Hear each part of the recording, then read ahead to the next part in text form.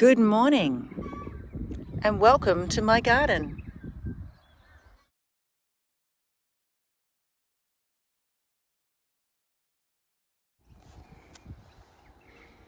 Okay, she looks a bit different now. So in trying to find my grapevines and to see how they're going and if they're still alive, I decided to move some of the pumpkin back. Hubby indicated his desire to mow this before it becomes completely unmanageable. So that led to me moving all the pumpkin onto the chop and drop row. And that led to me going, well, we got pumpkins everywhere. I can pull most of the vine out. So what has happened here is that I've pulled all the pumpkin out of the grass, put it on the chop and drop row, and anything I could grab from on the bed, I've put in the row too. So this is what I've found. This was my best grapevine. I don't know how far down it's still alive. Let's find out. Dead. Dead. Possibly dead. Oh. These are right-handed pruners. They don't work so well on my left hand. Let me change that. So that looks dead. But I'll leave it there. If it's alive, it'll come back with new growth in spring as the weather warms up.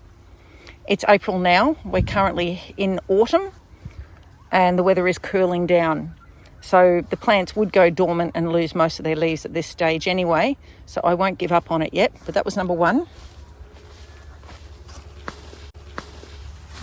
Here's number two.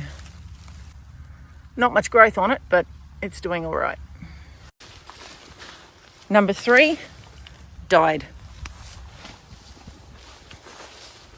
Number four is doing all right.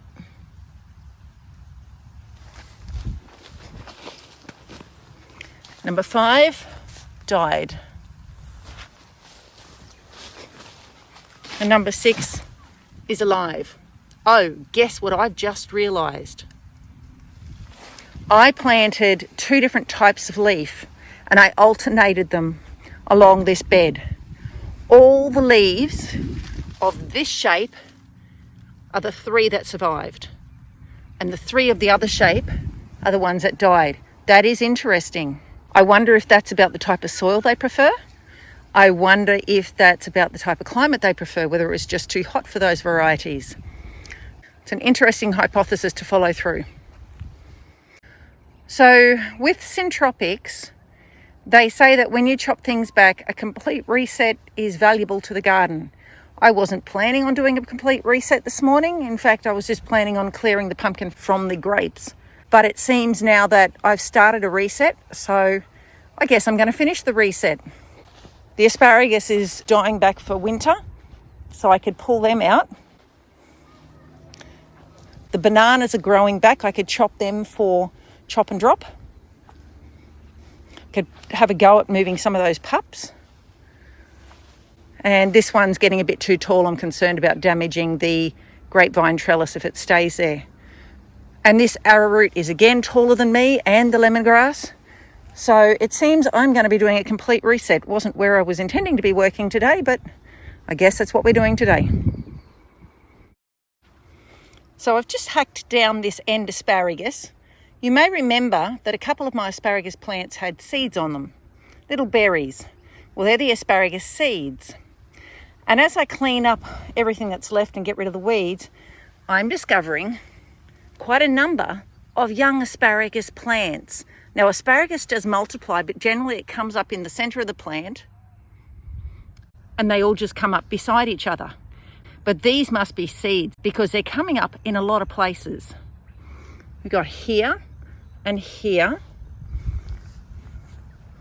And at the back, I found some more. Can't see them now. Oh, yes. Out here and here. So these are all asparagus seedlings.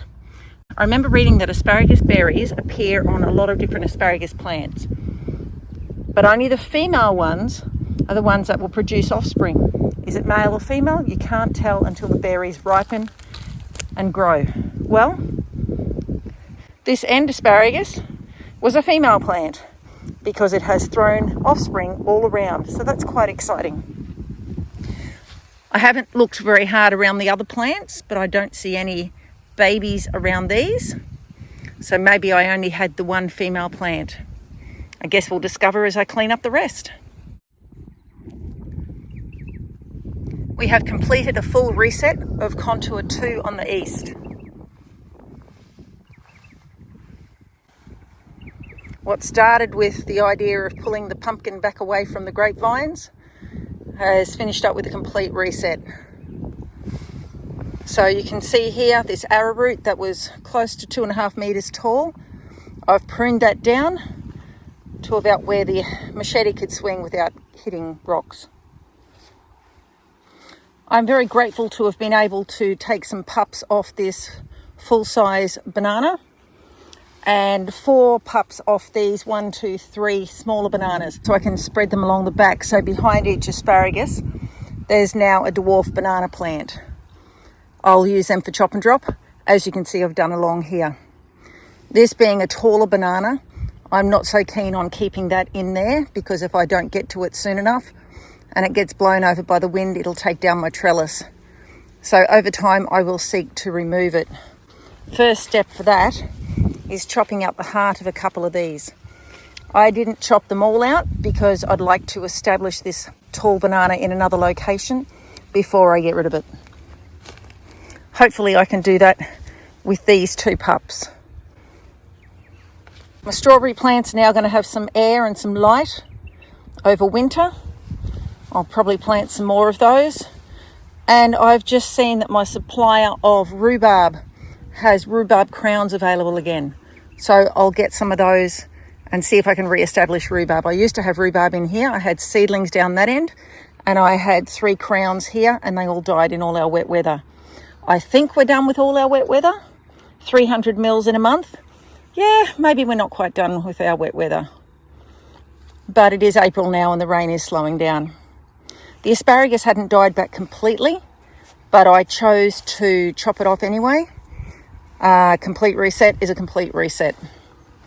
You can see the banana pups that I've planted here. They'll come back.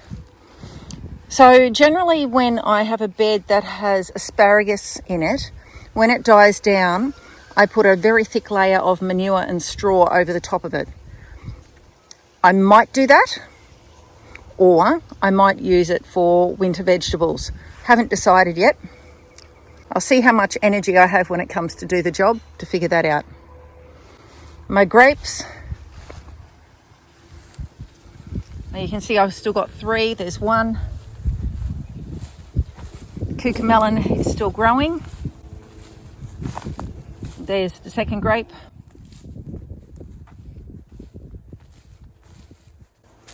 And here's the third grape, just a little seedling. So hopefully they'll grow up and grow on these pickets.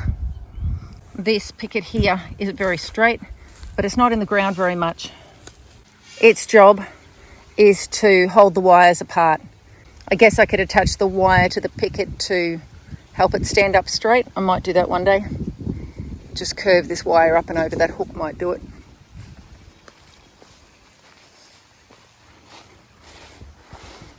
So there we go. Contour 2 on the east, all reset. You can see from pulling out the pumpkin vine, I got quite a few pumpkins. Some smaller ones and some bigger ones. Some definitely past ready to be picked. If we say we use 1 pumpkin a month, that's a year's worth of pumpkin there. We'll probably end up giving half of those away, and I'll be grateful if they get me all the way to next season.